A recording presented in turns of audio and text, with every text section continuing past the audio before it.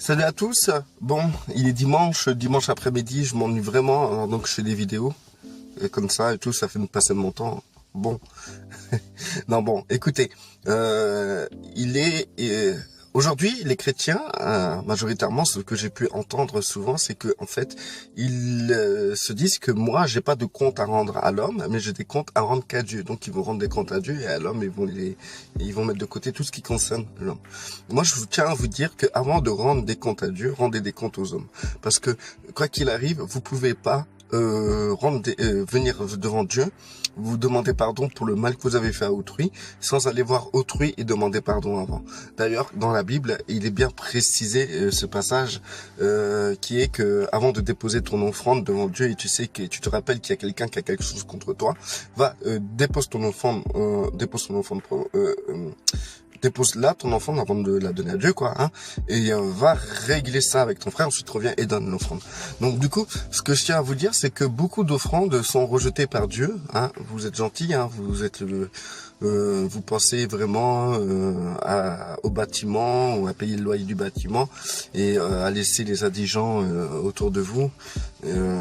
C'est très sympa, c'est une preuve de foi et d'amour que vous avez envers l'Église et la religion.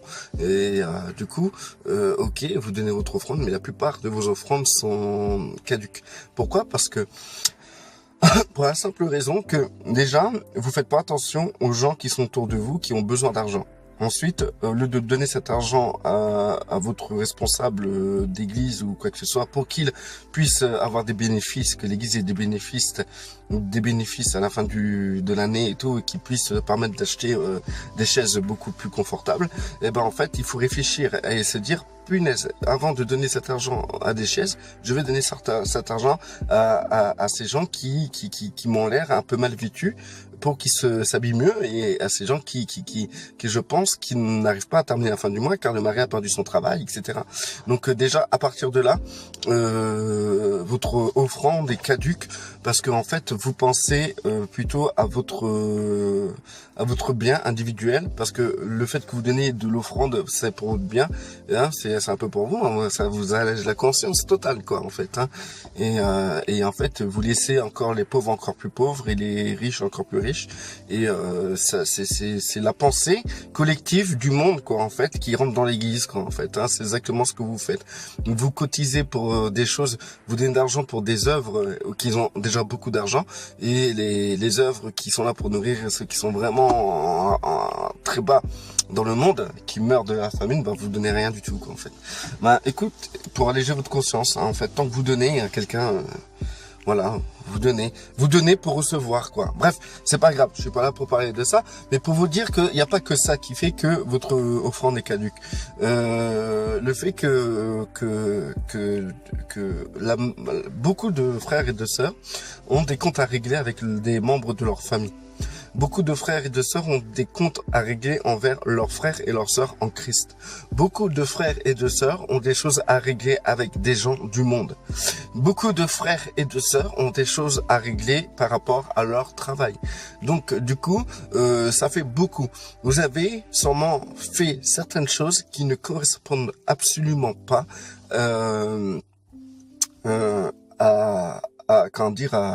au bien que vous devez faire en tant que chrétien.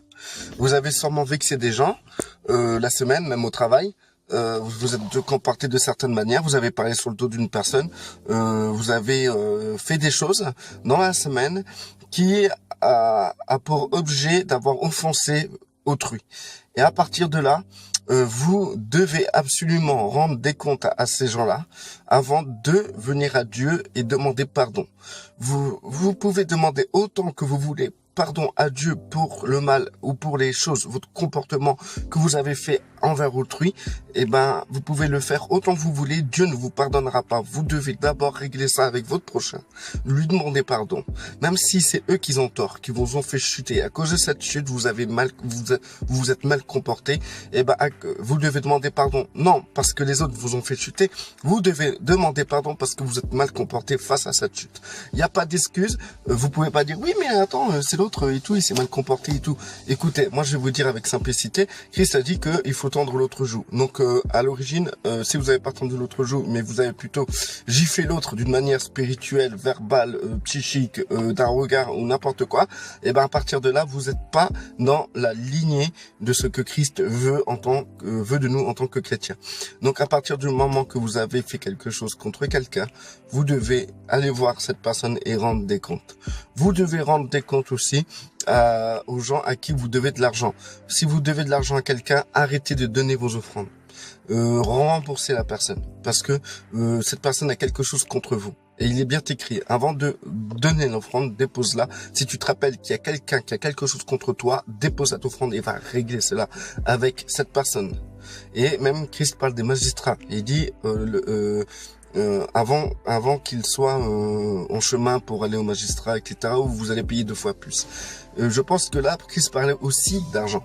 Donc du coup, si vous avez de l'argent, si vous devez de l'argent à quiconque, remboursez cet argent. Maintenant, si c'est convenu que vous remboursez en plusieurs fois, il n'y a aucun souci. Mais il faut que vous vous mettiez en accord.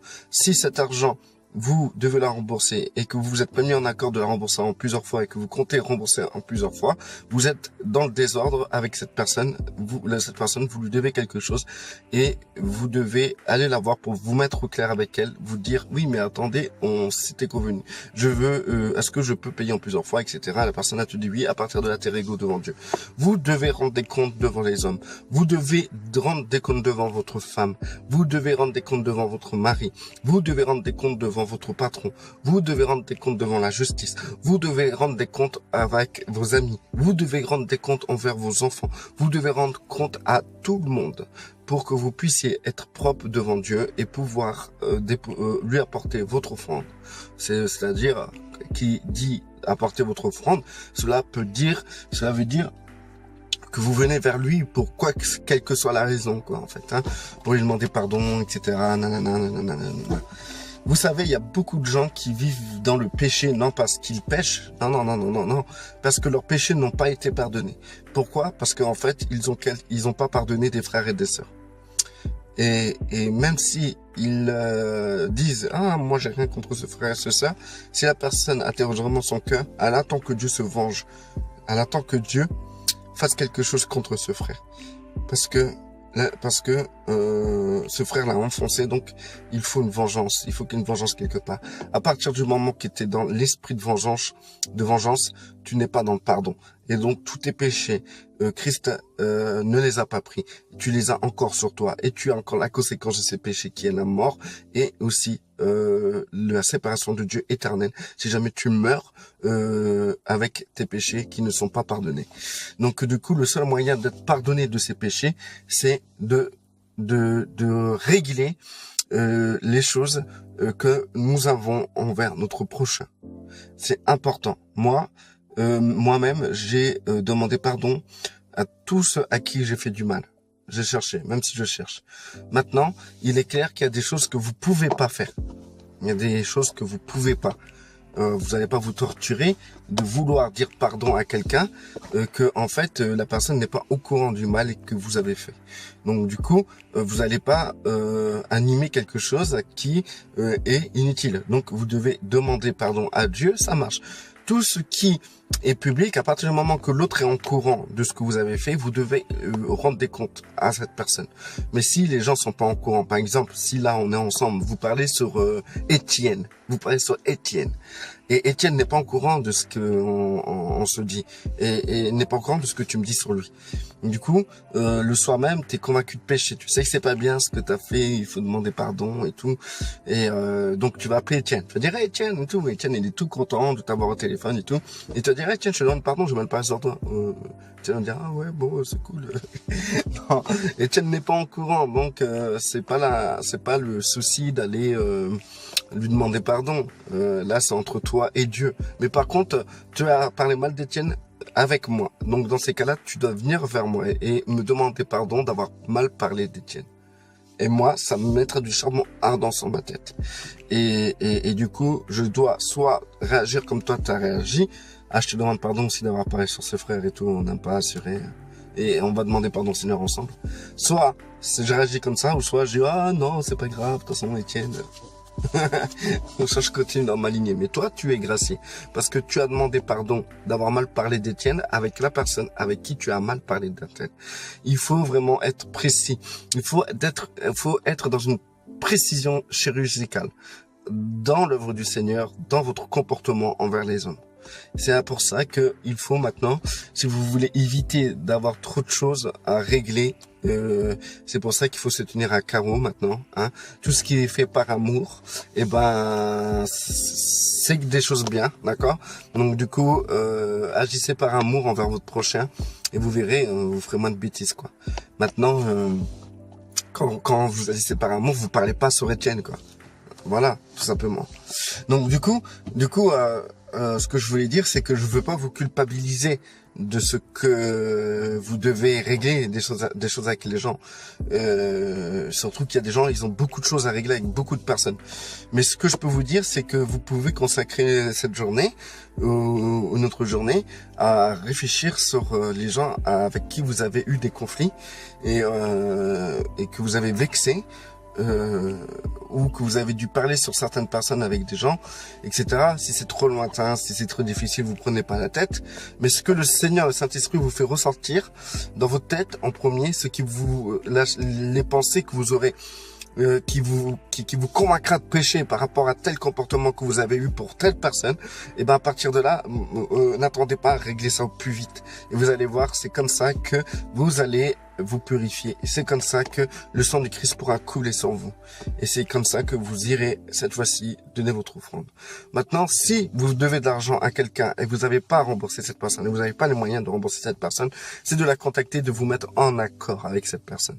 À partir de là, c'est bon, vous êtes propre. Mettez-vous en accord. Voilà. Donc, de ce fait, il y a beaucoup de travail à faire dans la vie, dans notre vie individuellement, pour que nous puissions déjà enlever la poutre dans notre œil. Cela peut aujourd'hui faire en sorte que nous arrêtons de juger notre prochain et que nous commençons à nous juger nous-mêmes, parce que il y a tant à faire envers nous-mêmes. Donc il y a tellement de travail que je comprends pas pourquoi les gens perdent leur temps à juger le comportement des autres, sachant que eux-mêmes ils ont un comportement à régler devant les hommes. Parce que les gens croient, en fait, hein, les gens croient que une fois qu'ils ont réglé leur compte avec Dieu, ils ont rien à régler avec les hommes. Ça, c'est entièrement faux. À 300%, c'est faux. Tu dois régler des comptes devant les hommes pour être au clair avec le Père. Reste béni et bon travail.